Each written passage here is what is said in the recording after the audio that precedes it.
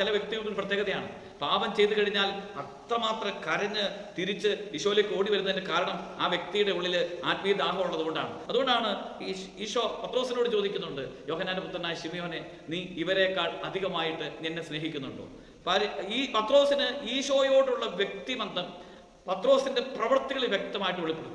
ഈശോയുടെ അടുക്കിലേക്ക് ഓടുക, ഈശോയുടെ അടുത്തേക്ക് കരയുക, ഈശോയുടെ അടുക്കിലേക്ക് എടുത്ത് ചാടുക, ഈശോയ്ക്ക് വേണ്ടി മരിക്കാൻ തയ്യാറാകുക, ഇത് പത്രോസിന്റെ ഒരു ആത്മീയ ദാഹമാണ്.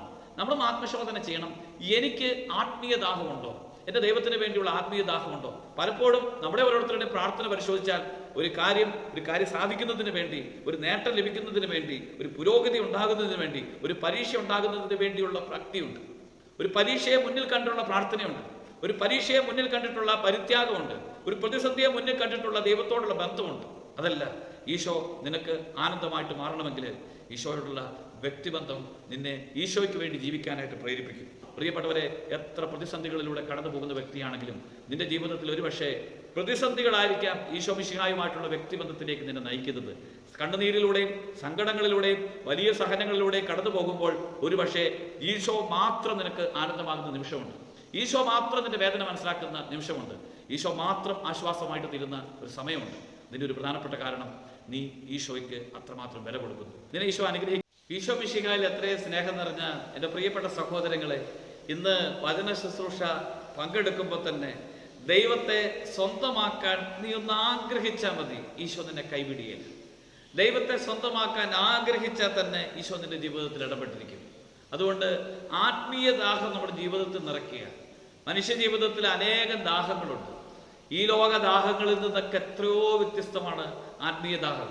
എന്താണ് ആത്മീയ ദാഹം എന്ന് ഇതിനു മുമ്പുള്ള എപ്പിസോഡുകളിൽ ഞാൻ പറഞ്ഞിട്ടുണ്ട്. ആത്മീയ ദാഹം ദൈവത്തെ സ്വന്തമാക്കാൻ ദൈവം ഒരു വ്യക്തിയുടെ ആത്മാവിൽ നിക്ഷേപിച്ചിരിക്കുന്ന അഭിഷേകമാണ് ആത്മീയ ദാഹം. പല വിധത്തിലുള്ള ആത്മീയ ദാഹമുണ്ട്. പലപ്പോഴുമൊക്കെ ഒരു ആത്മീയ ജീവിതം നയിക്കുന്ന ഒരു വ്യക്തിയെ സംബന്ധിച്ചിടത്തോളം പലതരത്തിലുള്ള ആത്മീയ ദാഹമുണ്ട്. പലരുടെ ഉള്ളിൻ്റെ ഉള്ളിൽ നിറഞ്ഞിരിക്കുന്ന വികാരമാണ് ഈ രക്ഷപ്പെടാനുള്ള ദാഹം.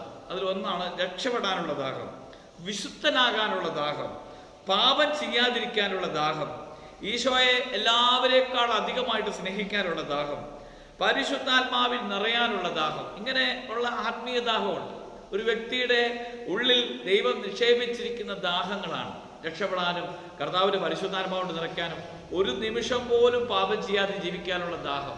ആ ദാഹം ഉള്ളിൽ നിറയുമ്പോൾ ഒരാത്മാവിന് ദൈവത്തെ കൈവിടാൻ കഴിയില്ല.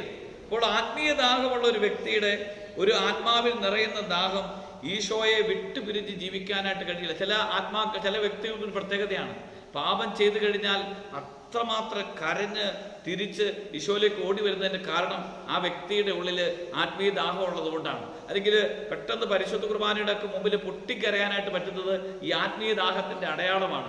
ഈശോയുടെ മുമ്പിൽ പരിശുദ്ധ കുർബാനയ്ക്ക് ഏറ്റവും വിശുദ്ധിയോടെ ഒരല്പം പോലും ഫലവിചാരമില്ലാതെ അർപ്പിക്കാനായിട്ട് കഴിയുന്നത് ആ വ്യക്തിയുടെ ഉള്ളിൽ ആത്മീയ ദാഹം നിക്ഷേപിച്ചിട്ടുള്ളത് കൊണ്ടാണ്. ചില ആത്മാക്കൾക്ക് ചില വ്യക്തികളെയൊക്കെ കാണുമ്പോൾ അറിയാം, അവർ ഈശോയോടുള്ള അത്രമാത്രം വ്യക്തിബന്ധമുണ്ട്. ഈശോയെ ആത്മീയമായിട്ട് അത്രമാത്രം സ്നേഹിക്കുന്നുണ്ട്. ഈശോ ഇല്ലാതെ ഒരു നിമിഷം ജീവിക്കാൻ പറ്റാത്ത ചില കൃപ കിട്ടിയ അഭിഷേകമുള്ള ജീവിതങ്ങളുണ്ട്. ഈശോയോട് അത്രമാത്രം പരിശുദ്ധ കുർബാനയൊക്കെ കണ്ണുനീരോടെ അർപ്പിക്കുന്നവരുണ്ട്. അല്ലെങ്കിൽ ദിവ്യകാരണത്തിന് മുമ്പിൽ ഹൃദയം തുറന്ന് പ്രാർത്ഥിക്കുന്നവരുണ്ട്. ഏറ്റവും വിശുദ്ധിയോടുകൂടി ജപമാല ചെല്ലുന്നവരുണ്ട്. ഒരു ദിവസം പ്രാർത്ഥിക്കാതെ മണിക്കൂറുകളോളം പ്രാർത്ഥിക്കാതെ കടന്നുറങ്ങാൻ പറ്റുകയല്ല. ആ മനോഭാവത്തോടുകൂടി പ്രാർത്ഥന ഒരു ആനന്ദമായിട്ട് കാണുന്ന ആളുകളുണ്ട്. പ്രിയപ്പെട്ട സഹോദരങ്ങളെ, ഒരു വ്യക്തിക്ക് പ്രാർത്ഥന ആനന്ദമാകുന്നുണ്ടെങ്കിൽ ആ വ്യക്തിയുടെ ജീവിതത്തിൽ ആത്മീയ ദാഹം ദൈവം നിറച്ചിട്ടുണ്ട്. ഇന്ന് നിനക്ക് ഈ ആത്മീയ ദാഹം ഉണ്ടതിൻ്റെ അടയാളം എന്താണ്? നിനക്ക് നിന്റെ ജീവിതത്തിലെ ഈശോയുമായിട്ട് വ്യക്തിബന്ധം സ്ഥാപിക്കുന്ന അനുഭവങ്ങളെയും നിമിഷങ്ങളെയും ഏറ്റവും ഗൗരവത്തോടു കൂടി കാണും. പ്രിയപ്പെട്ടവരെ, ഒരു നിമിഷം പാപം ചെയ്താൽ ആ പാപത്തിൽ ഒരു നിമിഷം പോലും തുടരാനായിട്ട് കഴിയില്ല. പാപത്തിൽ ഒരു നിമിഷം പോലും വ്യാപരിക്കാനായിട്ട് കഴിയില്ല. പെട്ടെന്ന് ഈശോയുടെ അടുക്കിലേക്ക് പെട്ടെന്ന് കുമ്പസാരിച്ച് തിരിച്ചു വരുന്ന ആൾക്കാരുണ്ട്. അത് ഈ വിശുദ്ധിക്ക് വേണ്ടി ദൈവത്തെ സ്വന്തമാക്കാനുള്ള ദാഹമാണ്. നമ്മൾ പത്രോസിന്റെ ജീവിതം പരിശോധിച്ച് നോക്കിയാൽ പത്രോസ് ഈശോയെ സ്നേഹിക്കുന്നുണ്ട്. പത്രോസിന് ദൈവം എല്ലാ കൃപകളും കൊടുക്കുന്നുണ്ട്. പത്രോസിന്റെ ജീവിതത്തിലെ ദൈവവുമായിട്ടുള്ള വ്യക്തിബന്ധത്തിന്റെ അടയാളമാണ് പത്രോസ് പറയുന്നത്, ഞാൻ എല്ലാം ഉപേക്ഷിച്ച് നിന്നെ അനുഗമിക്കുന്നു. വീണ്ടും പത്രോസ് പറയുന്നുണ്ട്, നിനക്ക് വേണ്ടി ഞാൻ ജീവൻ ത്യജിക്കാനും തയ്യാറാണ്, നിനക്ക് വേണ്ടി ഞാൻ മരിക്കാനും തയ്യാറാണ്. പത്രോസ് ഈശോയാണ് ആ കടൽക്കരയിൽ നിൽക്കുന്നത്, ഈശോയാണ് സംസാരിക്കുന്നതെന്ന് അറിഞ്ഞപ്പോൾ ആ മീൻ പിടിക്കുന്നതിനിടയ്ക്ക് ആ വള്ളത്തിൽ നിന്ന് എടുത്ത് ചാടുന്നുണ്ട്. ഈശോയെ എല്ലാം ഉപേക്ഷിച്ച് നിനക്ക് വേണ്ടി പത്രോസ് ഈശോയുടെ അടുക്കൽ എപ്പോഴും തടസ്സം നിൽക്കുന്നുണ്ട്. ഇതൊക്കെ കാണിക്കുന്ന പത്രോസിൻ്റെ ഈശോയോടുള്ള ആത്മബന്ധമാണ്, ഈശോയെ സ്വന്തമാക്കാനുള്ള ആത്മീയ ദാഹമാണ്. അതുകൊണ്ടാണ് ഈശോ പത്രോസിനോട് ചോദിക്കുന്നുണ്ട്, യോഹന്നാന്റെ പുത്രനായ ശിമയോനെ, നീ ഇവരെക്കാൾ അധികമായിട്ട് നീ എന്നെ സ്നേഹിക്കുന്നുണ്ടോ? ഈ പത്രോസിന് ഈശോയോടുള്ള വ്യക്തിബന്ധം പത്രോസിന്റെ പ്രവൃത്തികളിൽ വ്യക്തമായിട്ട് വെളിപ്പെടും. ഈശോയുടെ അടുക്കിലേക്ക് ഓടുക, ഈശോയുടെ അടുത്തിരുത്ത് കരയുക, ഈശോയുടെ അടുക്കിലേക്ക് എടുത്ത് ചാടുക, ഈശോയ്ക്ക് വേണ്ടി മരിക്കാൻ തയ്യാറാകുക, ഇത് പത്രോസിന്റെ ഒരു ആത്മീയ ദാഹമാണ്. നമ്മളും ആത്മശോധന ചെയ്യണം. എനിക്ക് ആത്മീയ ദാഹമുണ്ടോ? എൻ്റെ ദൈവത്തിന് വേണ്ടിയുള്ള ആത്മീയ ദാഹമുണ്ടോ?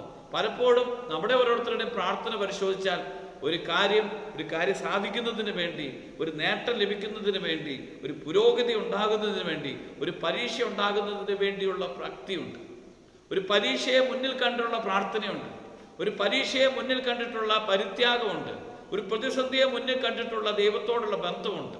അതല്ല, ഈശോ നിനക്ക് ആനന്ദമായിട്ട് മാറണമെങ്കിൽ ഈശോയോടുള്ള വ്യക്തിബന്ധം നിന്നെ ഈശോയ്ക്ക് വേണ്ടി ജീവിക്കാനായിട്ട് പ്രേരിപ്പിക്കും.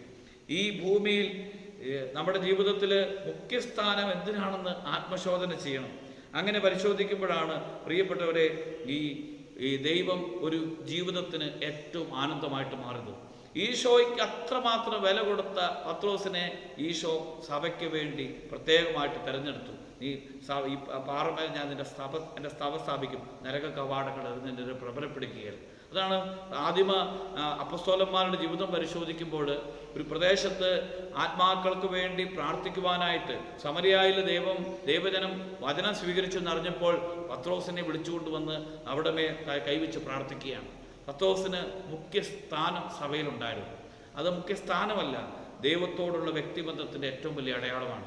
നീ ദൈവത്തിന് പ്രിയപ്പെട്ടവനായിട്ട് മാറുന്നത്, നീ ദൈവത്തിൻ്റെ സ്വന്തമായിട്ട് മാറുന്നത് നിന്റെ വ്യക്തി ജീവിതത്തിൽ ദൈവവുമായിട്ടുള്ള വ്യക്തിബന്ധമാണ്. പ്രിയപ്പെട്ടവരെ, എത്ര പ്രതിസന്ധികളിലൂടെ കടന്നു പോകുന്ന വ്യക്തിയാണെങ്കിലും നിന്റെ ജീവിതത്തിൽ ഒരുപക്ഷെ പ്രതിസന്ധികളായിരിക്കാം ഈശോ മിശിഹായുമായിട്ടുള്ള വ്യക്തിബന്ധത്തിലേക്ക് നിന്നെ നയിക്കുന്നത്.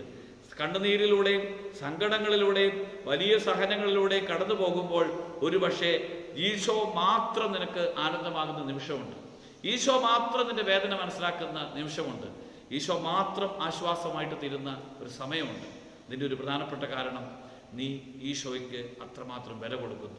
ഈ ഭൂമിയിൽ നിന്റെ ജീവിതത്തിൻ്റെ ഏറ്റവും വലിയ നിധി ഈശോയായിട്ട് കണ്ടെത്തിയാൽ, ഈശോയായിട്ട് അറിഞ്ഞു കഴിഞ്ഞാൽ, അതാണ് ബൈബിളിൽ മത്തായിയുടെ സുവിശേഷത്തിൽ പറയുന്നുണ്ട്, നിധി കണ്ടെത്തുന്നവൻ ബാക്കിയെല്ലാം വിട്ട് ആ നിധി സ്വന്തമാക്കുന്നു.